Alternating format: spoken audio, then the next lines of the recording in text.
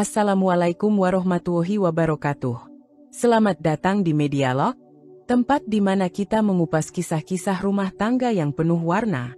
Jangan lupa untuk like, subscribe, dan nyalakan lonceng notifikasinya, supaya kamu nggak ketinggalan cerita-cerita menarik lainnya. Kalau kamu punya pengalaman atau kisah rumah tangga yang ingin dibagikan, tuliskan saja di kolom komentar. Siapa tahu, kisahmu bisa menginspirasi banyak orang. Alia tak pernah menyangka bahwa hidupnya bisa sedamai dan seindah ini. 5 tahun lalu, ia hanyalah seorang desainer perhiasan lepas yang bekerja dari rumah kecil warisan neneknya. Kini, ia tinggal di sebuah rumah mewah bergaya modern tropis di kawasan elit Jakarta Selatan, bersama suaminya yang tampan dan sukses, Rangga Pratama. Rangga adalah direktur utama sebuah perusahaan berlian ternama yang memiliki cabang hingga ke luar negeri. Lelaki itu bukan hanya memikat secara fisik, dengan tubuh tinggi tegap dan sorot mata tajam penuh percaya diri, tapi juga rendah hati dan penuh perhatian. Sejak awal pernikahan mereka, Rangga tak pernah absen menunjukkan rasa cintanya kepada Alia. Entah lewat bunga di pagi hari, makan malam romantis, atau sekadar genggaman tangan hangat saat mereka duduk di balkon menikmati senja.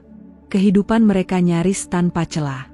Alia kini memiliki studio desain perhiasan sendiri, tepat di lantai 2 rumah mereka, lengkap dengan tim kecil yang membantunya mengelola pesanan dari berbagai butik mewah.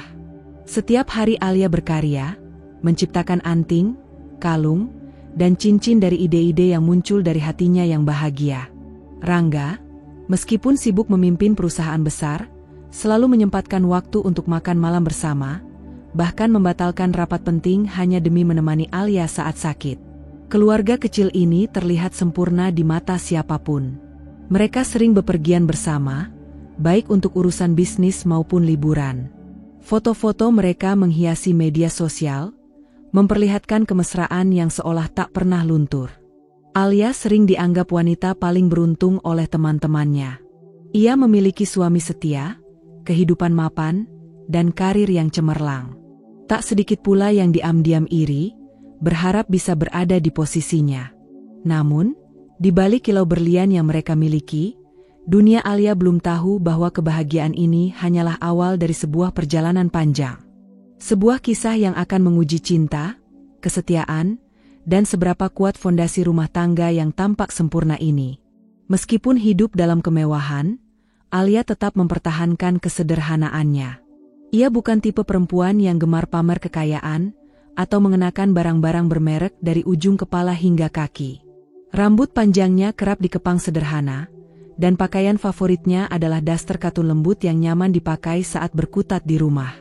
Bagi Alia, kenyamanan dan ketenangan jauh lebih berharga dibanding sorotan publik atau tepuk tangan sosialita. Setelah ayahnya wafat 2 tahun lalu karena serangan jantung mendadak, Alia memutuskan untuk berhenti sejenak dari dunia bisnis dan desain. Duka kehilangan sang ayah, sosok panutan yang bijaksana dan penuh kasih, menghantamnya begitu dalam. Padahal, selama ini, ayahnya adalah alasan Alia terus bersemangat berkarya. Kepergiannya meninggalkan kekosongan, tidak hanya di hati Alia, tapi juga di kursi kepemimpinan perusahaan berlian keluarga yang telah dibangun dari nol oleh ayahnya. Tak ingin melihat anak semata wayangnya terbebani di tengah duka, sang ayah sebelum wafat telah meninggalkan surat wasiat yang mengejutkan keluarga besar. Dalam surat itu, beliau menyatakan kepercayaan penuhnya kepada Rangga, menantunya, untuk mengambil alih kendali perusahaan. Rangga adalah pria yang jujur, cekatan, dan cerdas. Ia akan membawa perusahaan kita ke puncak yang baru, tulis mendiang ayah Alia dalam surat yang dibacakan oleh notaris saat pembagian warisan. Alia saat itu hanya terdiam, hatinya campur aduk. Di satu sisi ia merasa lega karena beban perusahaan tak harus ia pikul sendirian. Namun di sisi lain ada kegelisahan yang tak bisa ia pahami sepenuhnya. Ia mencintai Rangga, dan ia tahu suaminya adalah pemimpin yang cakap. Namun entah mengapa, sebuah suara kecil di sudut hatinya mempertanyakan, apakah semua ini terlalu cepat? Terlalu sempurna? Meski begitu, Alia tetap mendukung keputusan almarhum ayahnya. Ia memilih beristirahat di rumah, mengurus taman kecil di halaman belakang dan menghabiskan waktu dengan membaca buku-buku lama milik ayahnya. Rangga menjalankan perusahaan dengan penuh semangat dan disiplin, membawa banyak kemajuan. Dalam waktu singkat, perusahaan berlian itu mencetak rekor penjualan, memperluas jaringan distribusi, dan menjalin kerjasama dengan merek internasional. Alia bersyukur, setidaknya di permukaan. Ia bangga melihat Rangga begitu berdedikasi dan dipercaya oleh karyawan yang dahulu mengabdi pada ayahnya. Namun di balik semua itu, Alia mulai merasakan ada sesuatu yang berubah.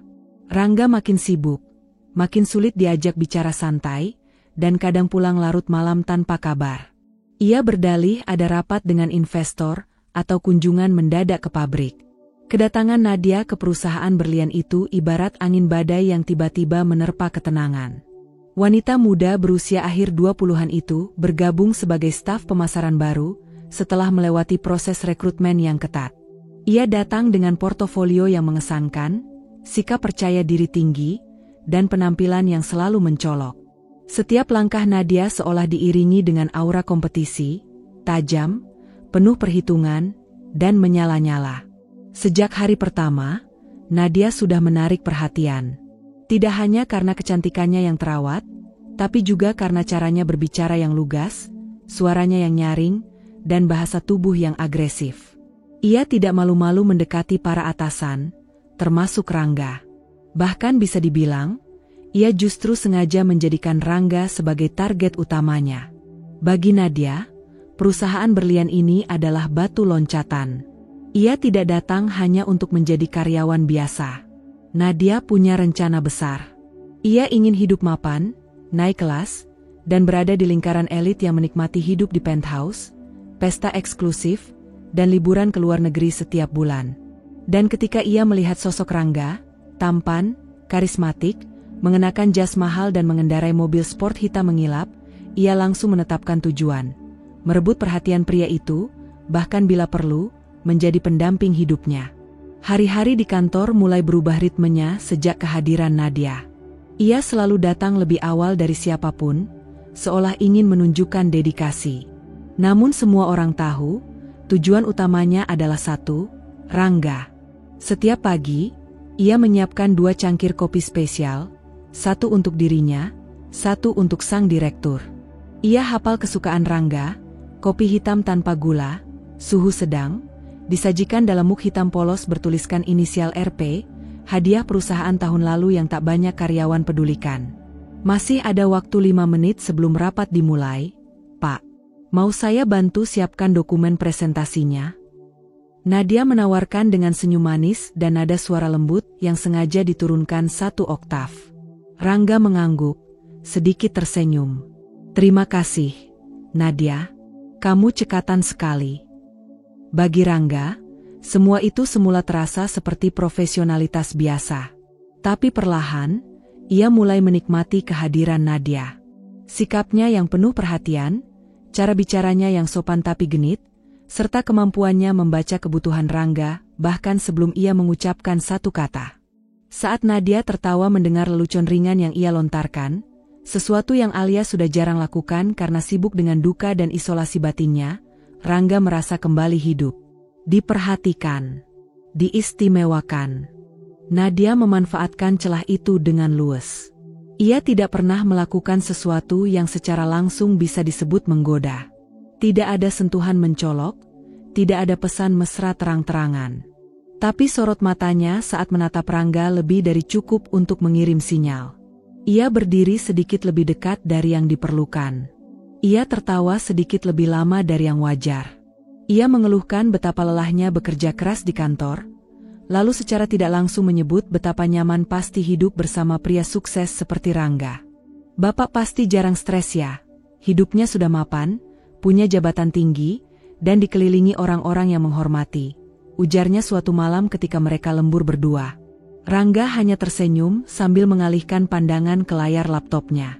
Namun benaknya mulai terusik. Sudah lama Alia tidak mengatakan hal-hal seperti itu. Sudah lama mereka tidak bicara soal hal ringan. Semua tentang rumah, keluarga, atau urusan warisan. Diam-diam, ia mulai membandingkan Alia dengan Nadia. Ia tahu itu tidak adil, tapi benaknya mulai berat sebelah. Perubahan itu perlahan tampak di rumah. Rangga semakin sering pulang larut malam, dengan alasan lembur atau makan malam dengan klien. Ketika pulang pun, ia langsung naik ke kamar kerja, membawa laptop dan menolak makan malam bersama. Alia, yang awalnya memahami dan memberi ruang, mulai merasa diabaikan. Ia mencoba bertanya, tapi hanya mendapat jawaban singkat. "Aku capek." "Ya, banyak tekanan di kantor." "Jangan ditambah dengan pertanyaan yang gak penting," ujar Rangga suatu malam dengan nada datar. Alia terdiam. Ini bukan Rangga yang ia kenal. Dulu, suaminya adalah sosok yang hangat, selalu menyempatkan waktu untuk bicara dan bertanya bagaimana perasaannya. Kini, seolah ada tembok besar yang dibangun di antara mereka. Dingin, kokoh, dan semakin menjulang tinggi setiap harinya. Di kantor, Nadia semakin berani. Ia mulai sering menunggu Rangga di ruangannya tanpa janji. Alasannya klasik, ingin diskusi soal strategi pemasaran. Tapi caranya duduk menyilang, roknya yang sedikit lebih tinggi dari biasanya, dan parfum menyengat yang menguar di ruangan tertutup itu menyampaikan pesan lain. "Kalau saya jadi istri Bapak, saya bakal pastikan Bapak gak pernah kerja sampai kelelahan begini," kata Nadia lirih, seolah hanya gumaman tak sengaja, namun cukup keras untuk didengar Rangga. Rangga hanya diam, tak menyahut, tapi ia tidak juga menyuruh Nadia keluar. Ia membiarkan wanita itu tetap duduk di sana, menyajikan perhatian yang selama ini hilang dari hidup rumah tangganya.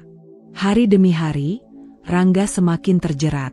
Ia belum berselingkuh secara fisik, belum menyentuh Nadia lebih dari sekadar jabatan tangan profesional. Tapi secara emosional, ia sudah berpaling. Ia mulai menyimpan rahasia dari Alia. Ia mulai tersenyum hanya ketika melihat notifikasi pesan dari Nadia.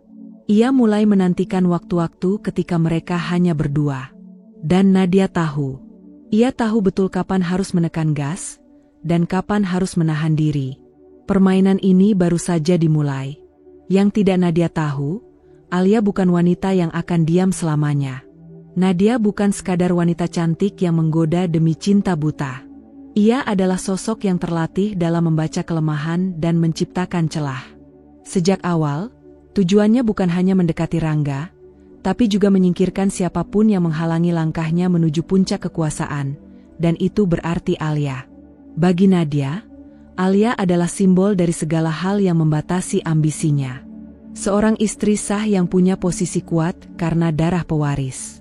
Terlalu diam, terlalu lembut, dan terlalu tidak hadir dalam perusahaan.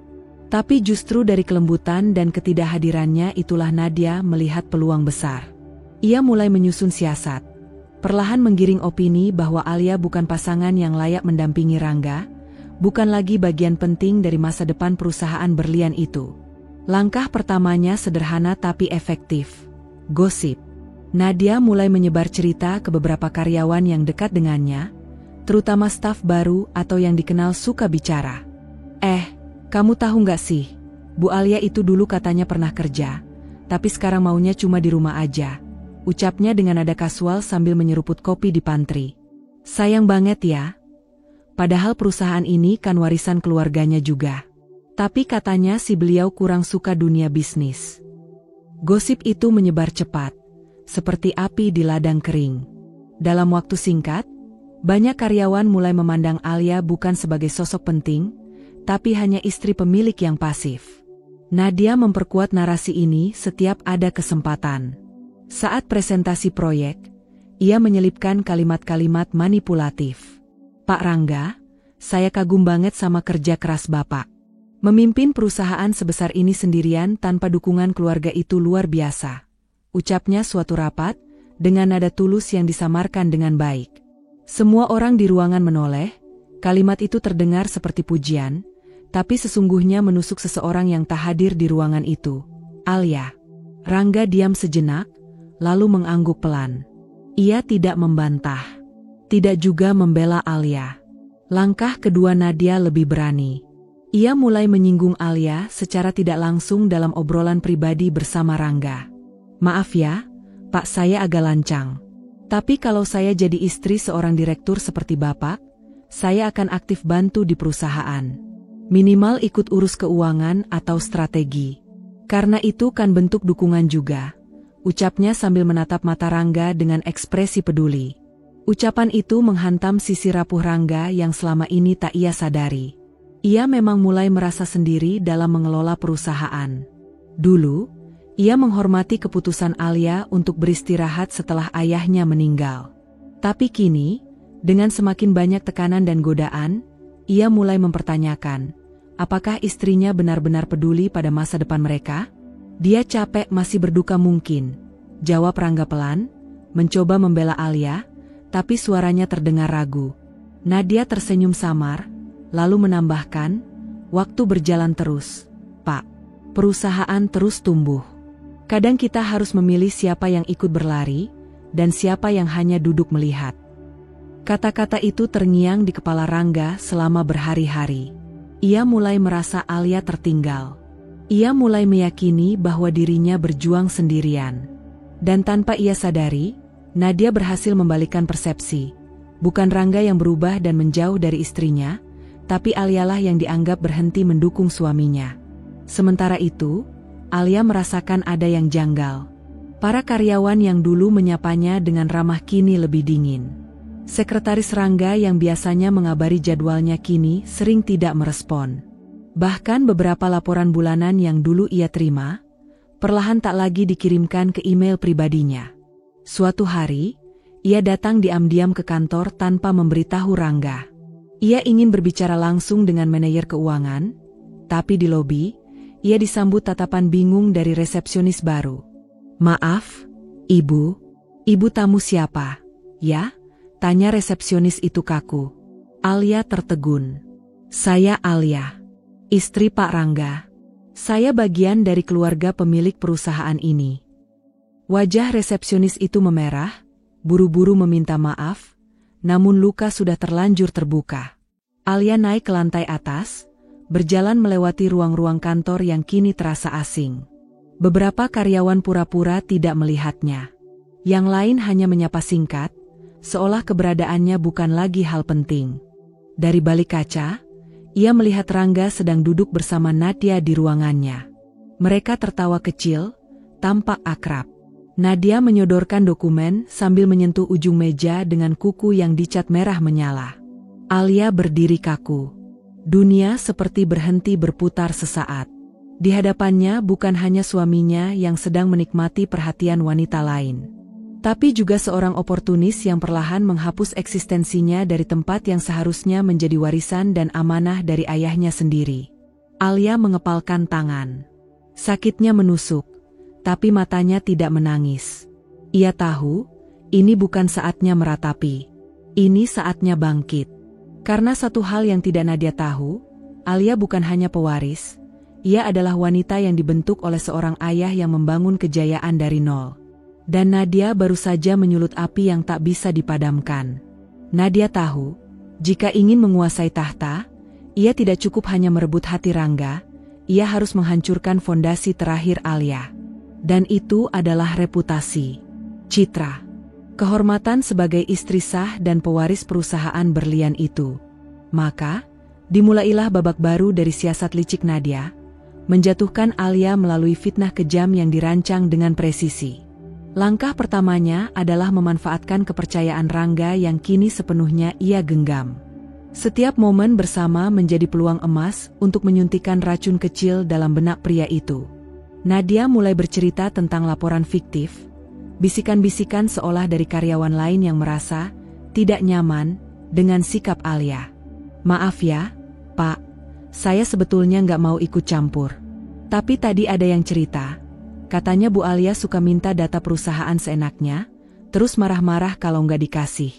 Padahal kita kan sedang ada audit, jadi semua harus lewat prosedur," ucapnya di sela-sela makan siang pribadi mereka. Rangga mengernyit. Alia nggak mungkin kayak gitu. Nadia menunduk, pura-pura menyesal. "Saya juga nggak percaya, Pak. Tapi ya, banyak yang jadi nggak nyaman. Ada yang bilang, Bu Alia pernah bawa dokumen keluar kantor tanpa izin. Saya takut ini berbahaya buat perusahaan." Kebohongan itu terus digulirkan, hari demi hari, hingga membentuk benang kusut yang sulit diurai. Nadia bahkan memalsukan satu dokumen, menyelipkan tanda tangan Alia di proposal investasi yang tidak disetujui perusahaan, lalu membocorkannya ke bagian hukum internal. Ia seolah hanya menyampaikan laporan dari staf, padahal semua adalah skenario licik yang dirancang olehnya sendiri. Sementara itu, Rangga yang kini lebih sibuk dengan urusan pribadi dan Nadia, tidak lagi punya waktu untuk bicara dengan Alia secara terbuka. Ia mulai percaya pada data yang disodorkan Nadia. Laporan keuangan yang seolah-olah menunjukkan ada transaksi mencurigakan atas nama Alia. Surat internal yang memuat protes pegawai palsu. Semua bukti, walau tak pernah diuji, telah cukup menumbuhkan keraguan. Dan ketika titik didih tercapai, Rangga meledak. "Sudah cukup, Alia?" bentaknya suatu malam saat Alia mencoba bertanya kenapa semua aksesnya ke perusahaan dicabut. "Aku sudah cukup menahan diri. Aku tahu semua yang kamu lakukan di belakang. Kamu manipulatif, kamu menyabotase perusahaanku sendiri." Alia tertegun. "Apa maksud kamu? Aku nggak pernah." "Berhenti berpura-pura." Rangga memotong kasar. "Aku sudah dapat semua bukti. Kamu bukan lagi bagian dari perusahaan ini. Dan, aku ingin kamu keluar dari rumah ini juga." "Diam, Sun." Hanya napas Alia yang tercekat. "Keluar?" bisiknya, nyaris tak terdengar. Rangga mengalihkan pandangan, tapi kata-katanya tak bisa ditarik kembali. "Aku sudah menikah dengan Nadia." Seketika, dunia Alia runtuh. Napasnya tersengal. Kata-kata itu seperti belati yang ditusukkan perlahan ke jantungnya. Ia merasa tubuhnya mati rasa. Tak ada air mata, hanya kehampaan yang menjalar dari ujung kaki ke kepala. Rangga, lelaki yang dulu ia percayai dengan seluruh warisan dan hatinya, telah menikahi wanita yang bahkan belum setahun bekerja di perusahaan ayahnya. Nadia menyambut perintah Rangga dengan tawa manis di ujung lorong rumah. Mengenakan gaun satin merah muda, ia melangkah masuk ruang tamu seolah itu sudah menjadi tempatnya. "Oh, Alia, aku nggak mau ini jadi drama, ya. Kamu wanita cerdas, pasti tahu kapan harus mundur," katanya sambil menyentuh lengan Rangga dengan posesif. Alia menatap keduanya. Untuk pertama kalinya, ia merasa seperti orang asing di rumah yang dibangun dari warisan keluarganya sendiri. Beberapa hari kemudian, Nadia berdiri di balkon rumah mewah yang kini menjadi miliknya. Ia mengangkat segelas anggur, menatap ke taman yang dulu dirancang sendiri oleh Alia. Di dalam, lemari-lemari sudah dipenuhi dengan pakaiannya. Para asisten rumah tangga kini memanggilnya Bu Nadia. Dan di meja kerja Rangga, ia duduk setiap pagi, memainkan peran sebagai ibu direktur.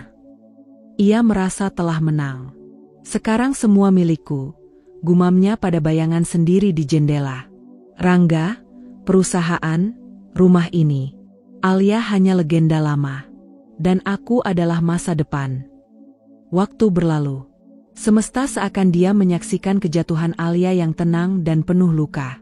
Dari luar, ia tampak seperti wanita yang kalah, terusir dari rumahnya sendiri, dicampakkan oleh pria yang pernah bersumpah melindunginya. Tapi Alia bukan perempuan biasa. Ia adalah putri dari seorang pejuang bisnis, dilahirkan bukan hanya untuk mewarisi harta, tetapi kekuatan, kesabaran, dan kecerdasan. Di sebuah villa kecil yang tersembunyi dari gemerlap kota, Alia menghabiskan hari-harinya dengan diam, bukan dalam arti menyerah, tetapi dalam arti mengamati, merancang, dan menanti waktu yang tepat. Ia menyewa konsultan hukum dan tim audit independen, diam-diam mengakses kembali dokumen-dokumen perusahaan yang dulu menjadi haknya. Ia tidak mengumumkan perang dengan teriakan, melainkan dengan bukti. Dan hari itu pun tiba.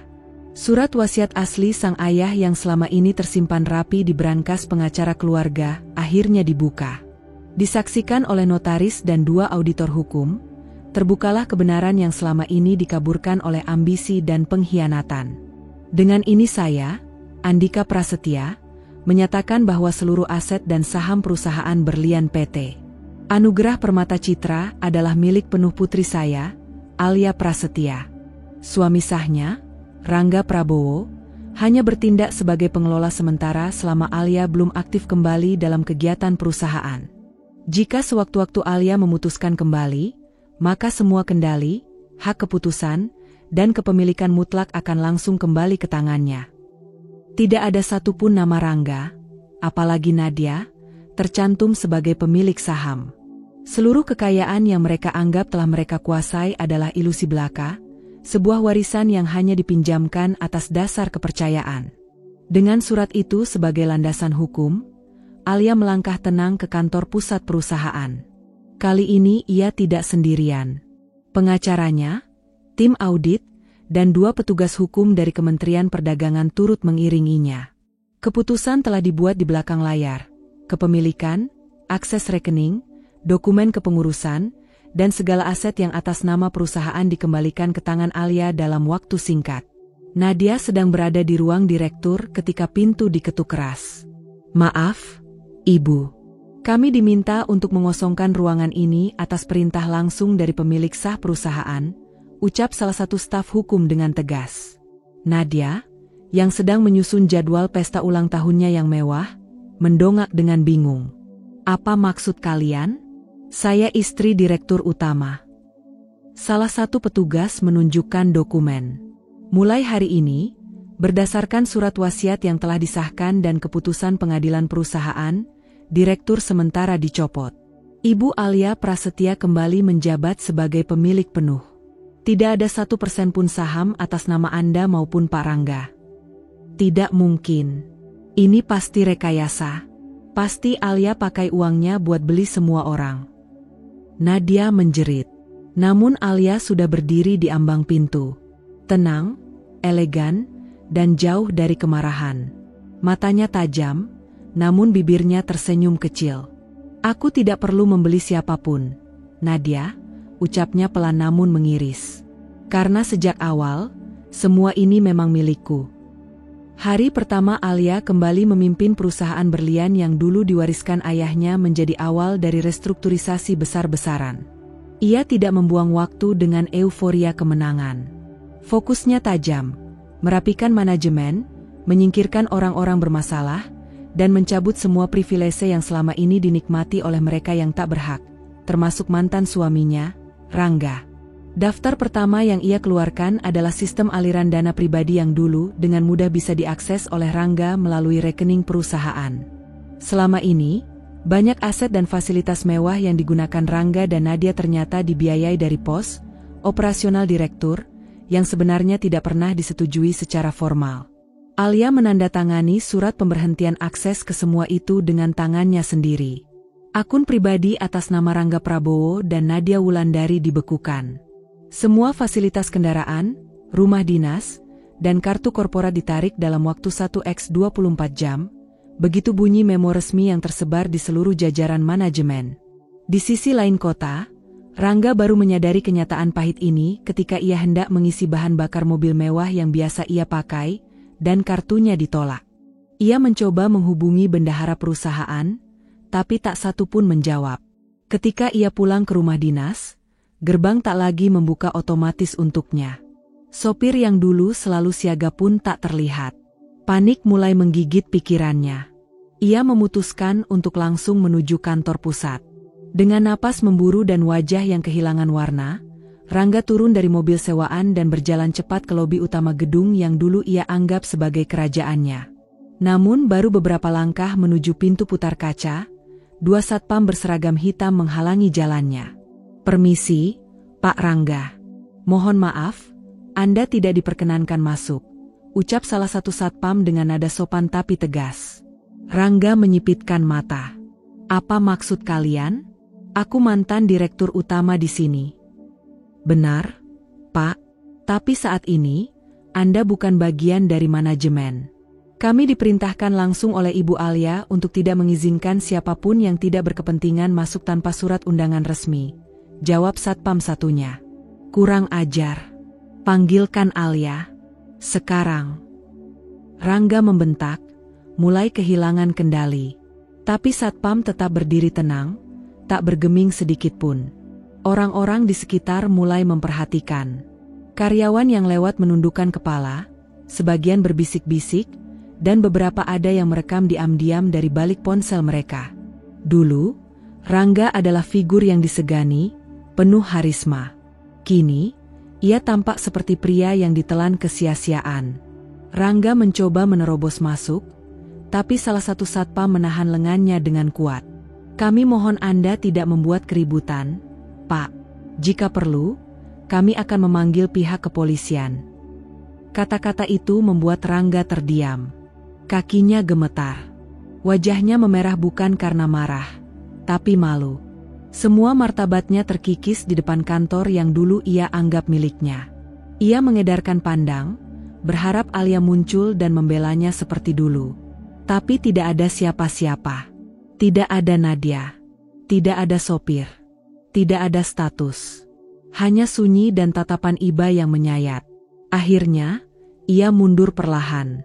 Dada sesak, napas tersendat. Pintu kaca tetap tertutup, dan dunia yang pernah ia kuasai kini benar-benar tak lagi mengakui keberadaannya. Dari lantai atas gedung itu, di balik kaca transparan ruang direksi, Alia menyaksikan semuanya. Ia tidak tersenyum, tidak menangis, tidak memamerkan apapun. Ia hanya berdiri tenang dengan tangan bersilang di dada. Ini bukan balas dendam. Ini keadilan. Dan baru saja dimulai. Kemewahan itu memudar lebih cepat dari yang mereka duga. Hanya dalam hitungan minggu setelah pengambil alihan kendali perusahaan oleh Alia, hidup Nadia dan Rangga berubah drastis. Rumah megah yang dulu mereka tempati, dengan marmer Italia dan chandelier kristal, kini berdiri dingin dan kosong setelah disita pihak bank karena semua aset atas nama perusahaan. Mobil-mobil mewah satu persatu ditarik leasing. Semua kartu kredit diblokir. Rekening dibekukan. Mereka diusir dari rumah dalam waktu yang memalukan, di pagi buta, dengan 2 petugas pengadilan dan surat resmi eksekusi aset. Nadia menjerit, menangis, mencoba menghalangi pintu sambil memohon agar diberi waktu. Tapi hukum tak mengenal belas kasihan bagi mereka yang tak punya hak. Tapi aku istri direktur. Aku tinggal di sini secara sah. Ibu, rumah ini atas nama perusahaan. Dan ibu bukan siapa-siapa di dalam struktur perusahaan sekarang. Kalimat itu menghantam Nadia seperti tamparan. Rangga hanya terdiam, wajahnya murung. Harga dirinya sebagai pria telah hancur. Ia bahkan tidak bisa melindungi istri simpanannya dari kenyataan pahit yang mereka buat sendiri. Dengan koper lusuh dan pakaian seadanya, mereka tinggal sementara di sebuah kamar kontrakan kecil di pinggiran kota. Jauh dari kemewahan, jauh dari pusat bisnis, dan yang paling menyakitkan, jauh dari gengsi yang dulu mereka agung-agungkan. Nadia mulai mengalami stres berat. Ia tidak bisa menerima bahwa semua gaun desainer, tas mewah, dan pesta sosialita yang dulu menjadi panggungnya kini hanya kenangan. Ia mencoba menghubungi teman-temannya, para istri pejabat, kolega sosialita, influencer bisnis, tapi tak satu pun menjawab pesannya. Nomor ponselnya diblokir, akun media sosialnya tak lagi dianggap. Dunia tempat ia dulu berfoya-foya kini memalingkan wajah. Rangga, yang dulu dikenal sebagai direktur muda karismatik, juga tak luput dari kehancuran. Nama baiknya rusak. Banyak perusahaan menolak bekerja sama dengannya setelah berita soal penggelapan dana, penyalahgunaan wewenang, dan pengkhianatannya terhadap pemilik sah perusahaan tersebar luas. Media bisnis menyebutnya sebagai direktur sementara yang lupa diri. Lamaran kerjanya ditolak satu demi satu. Reputasinya adalah racun. Bahkan menjadi konsultan pun tak ada yang bersedia mempercayainya. Maaf Pak Rangga, reputasi Bapak terlalu berisiko bagi citra perusahaan kami. Sementara tagihan mulai menumpuk, kontrakan, listrik, utang kartu kredit yang belum dilunasi saat semua akses finansial mereka diputuskan. Nadia tak tahan dengan hidup sempit itu. Ia mulai menyalahkan Rangga. Kau bilang semua akan jadi milik kita. Kau janji aku akan hidup sebagai nyonya direktur. Sekarang lihat kita. Tinggal di kamar sempit, makan mie instan tiap hari. Rangga hanya menatap kosong, matanya merah, penuh sesal. Ia tahu semua ini berawal dari pilihannya sendiri. Ia mengkhianati istri yang mencintainya, membuang warisan yang diberikan kepadanya dengan penuh kepercayaan, dan mengikuti ambisi buta bersama wanita yang bahkan tak punya apa-apa selain rupa. Ironisnya, kini bahkan cinta Nadia mulai memudar. Nadia, yang dulu memujanya karena status dan gaya hidupnya, mulai menunjukkan taring. Ia merasa ditipu oleh mimpi yang Rangga janjikan. Di matanya, Rangga bukan lagi direktur yang gagah, tapi pria gagal yang hanya membawa kehancuran. Dan malam itu, saat hujan deras mengguyur atap bocor kamar kontrakan mereka, Nadia duduk di sudut kamar, membelakangi Rangga. Rambutnya kusut, matanya sembab. Sementara Rangga memandang langit-langit kusam dengan tatapan kosong. Mereka tidak pernah menyangka akhir cerita mereka akan seperti ini. Tapi mereka lupa satu hal. Yang dibangun dengan pengkhianatan, tidak pernah bertahan lama. Dan kini, keduanya harus menanggung bayaran dari dosa mereka sendiri. Waktu berlalu begitu lambat bagi Nadia dan Rangga. Setiap hari terasa lebih berat dari yang sebelumnya. Nadia yang dulu begitu gemerlap, penuh percaya diri dan berkilau di dunia sosialita, kini hanya menyisakan bayangan dirinya yang rapuh dan hampa. Rambut panjangnya yang dulunya tergerai indah kini kusut dan tak terurus. Wajahnya yang selalu dihiasi make-up tebal kini tampak pucat, tanpa sentuhan kecantikan buatan yang dulu menjadi senjatanya. Ia hanya bisa memandangi dinding kamar kontrakan yang dingin, memikirkan jalan yang membawanya ke titik ini. Saat ia menatap cermin, ia tidak lagi melihat sosok yang dulu ia kenal, wanita penuh percaya diri yang mampu mengguncang dunia. Ia melihat seorang wanita yang telah kehilangan segala sesuatu yang berharga. Tidak hanya harta dan status sosial, tetapi juga dirinya sendiri. Rangga yang terbaring di tempat tidur sempit di sampingnya, juga tenggelam dalam rasa penyesalan yang sama. Matanya tampak kosong, wajahnya penuh kerutan, seperti pria yang telah tua sebelum waktunya. Dulu, Rangga adalah seorang pria muda yang bangga dengan kekuasaan dan kemewahannya. Ia tak pernah benar-benar menyadari betapa pentingnya cinta sejati, hingga ia kehilangan segalanya. "Aku tak tahu harus mulai dari mana," katanya dengan suara lemah, menatap langit-langit kamar kontrakan yang hampir tak pernah disentuh sinar matahari. Nadia menoleh ke arahnya, tatapannya kosong. "Kau masih berharap semuanya akan kembali seperti dulu, Rangga? Kau masih berharap hidup kita bisa dipenuhi kemewahan dan kebahagiaan itu lagi?"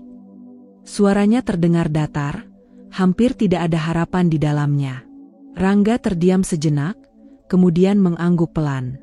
"Aku menyesal, Nadia. Aku menyesali semua keputusan bodoh yang telah aku buat. Aku meninggalkan Alia, wanita yang benar-benar mencintaiku, wanita yang memberiku segalanya, yang memberiku kesempatan untuk menjadi lebih baik, yang bahkan memberiku dunia yang kau tak bisa memberikannya." Nadia terkejut mendengarnya. Ia belum pernah mendengar Rangga bicara seperti ini sebelumnya. Biasanya, ia selalu menganggap dirinya yang paling benar, yang selalu mendominasi hubungan mereka. Tapi sekarang, kata-kata itu datang dari mulut Rangga dengan penuh penyesalan yang mendalam. "Alia, wanita yang tulus," Rangga melanjutkan, "aku pikir aku bisa lebih bahagia dengan kekayaan dan status. Tapi aku hanya buta. Aku mengkhianatinya. Dan aku tahu aku tak akan pernah bisa mendapatkan kebahagiaan yang sama lagi."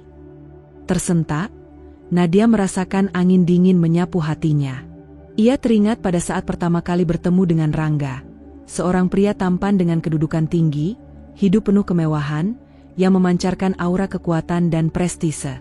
Ia jatuh cinta pada apa yang dilihatnya, bukan pada siapa Rangga sebenarnya.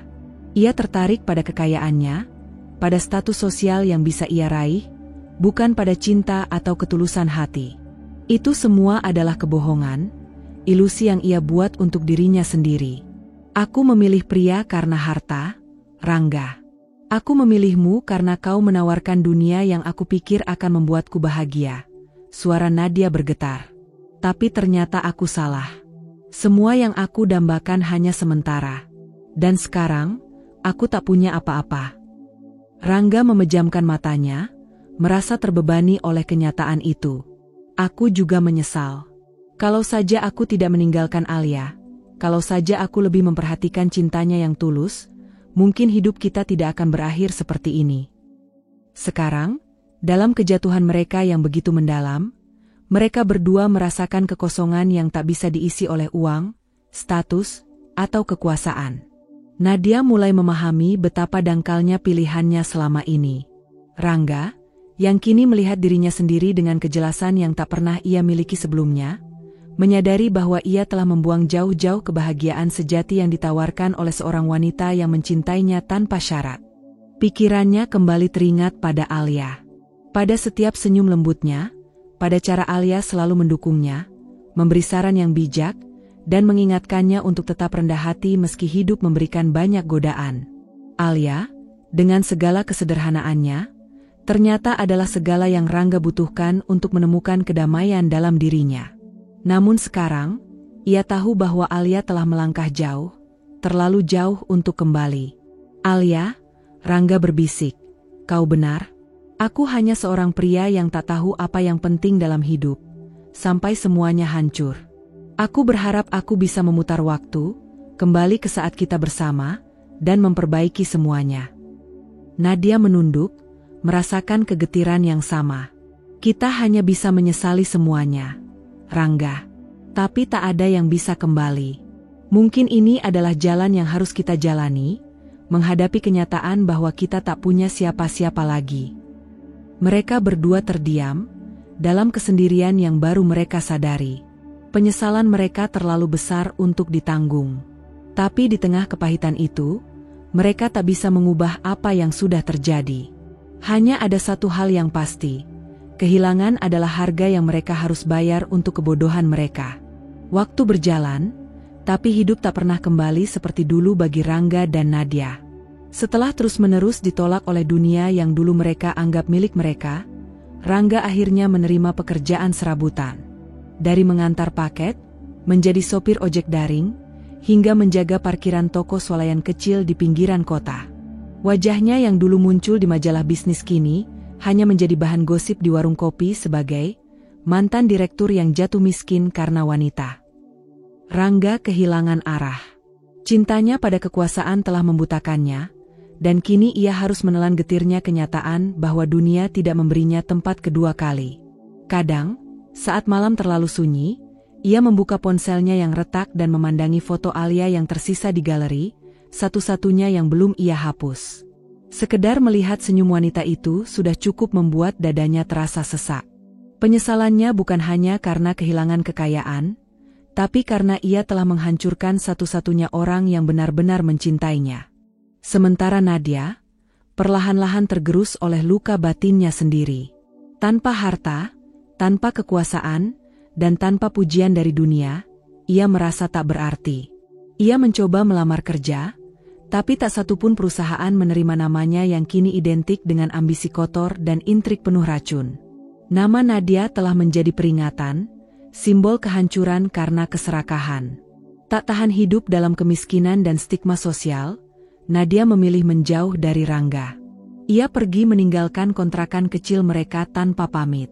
Tidak ada surat, tidak ada pesan. Ia menghilang begitu saja. Rangga mencarinya, tapi tak pernah menemukannya lagi. Konon, ada yang mengatakan Nadia pindah ke kota kecil, hidup menjual makanan di pinggir jalan dengan nama palsu. Tapi tak ada yang tahu pasti. Kini, bertahun-tahun kemudian, Rangga masih berjalan sendiri. Rambutnya telah memutih sebagian, wajahnya mengeras oleh hidup yang keras. Ia menjadi pria yang semua orang lupakan, kecuali dirinya sendiri. Satu-satunya yang terus ia ingat adalah senyum Alia saat ia masih mencintainya, dan hari di mana ia mengusir wanita itu dari rumah mereka dengan dingin. Harta bisa direbut, jabatan bisa jatuh, tapi kepercayaan dan cinta sejati, sekali hancur, tak akan pernah kembali. Itulah pelajaran yang terlalu mahal, namun terlambat ia sadari. Alia, di tempat yang jauh, menjalani hidupnya dengan damai, bukan dalam balas dendam, tapi dalam kemenangan yang tenang. Sementara Rangga dan Nadia tetap hidup dalam bayang-bayang pilihan salah yang membawa mereka menuju kehancuran. Dan begitulah kisah mereka ditutup. Bukan dengan ledakan, tapi dengan kesunyian yang menusuk. Sebab kehancuran paling tragis bukan datang dari dunia luar, melainkan dari dalam hati yang tak tahu bersyukur.